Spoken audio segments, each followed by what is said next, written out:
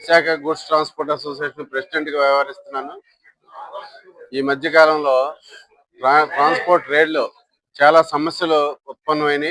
ఆ సమస్యలు పరిష్కరించుకోవడానికి ఒక జేఏసీగా ఏర్పడి సప్లయర్స్ అందరూ కూడా మమ్మల్ని కలవడం జరిగింది.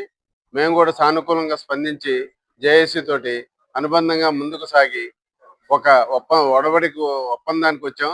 ఆ ఒప్పందం ప్రకారం అందరూ సంతోషంగా ఉన్నారు ఇప్పుడు. అలాగే ఇంకా చాలా రకాల సమస్యలు ఉన్నాయి. ఆ సమస్యలన్నీ కూడా ముందు ముందు ముందు అన్ని అసోసియేషన్లు కలిసికట్టుగా సాధించుకోవాలని చెప్పి ఒకళ్ళ మీద ఒకళ్ళు ఇది చేసుకోకుండా సామరస్యపూర్వకమైన వాతావరణంలో మాట్లాడుకొని పరిష్కరించుకోవాలని చెప్పి నిర్ణయం జరిగింది.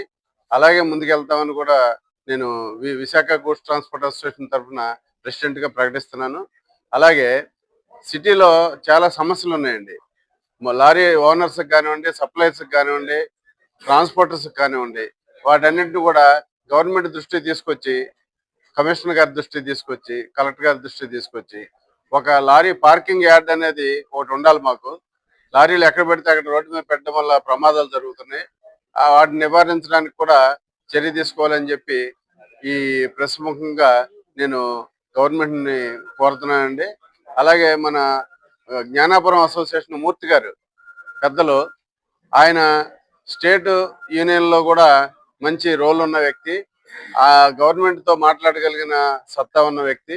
ఆయన కూడా మాతో కలిసి రావడం, అలాగే Uttarandhra lorry association, VDLSA suppliers association, goods transport association అందరూ కలిసి ఒక సంతోషకరమైన వాతావరణంలో మేమందరం ఇలా ముందు అడుగు వేయటం అనేది చాలా సంతోషకరమైన విషయం, ముదాహం.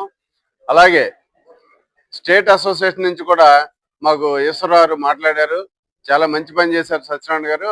అలాగే ఇంకా మిగతా సమస్యలు ఏమన్నా ఉన్నా కూడా మీరే పరిష్కరించాలని చెప్పారు.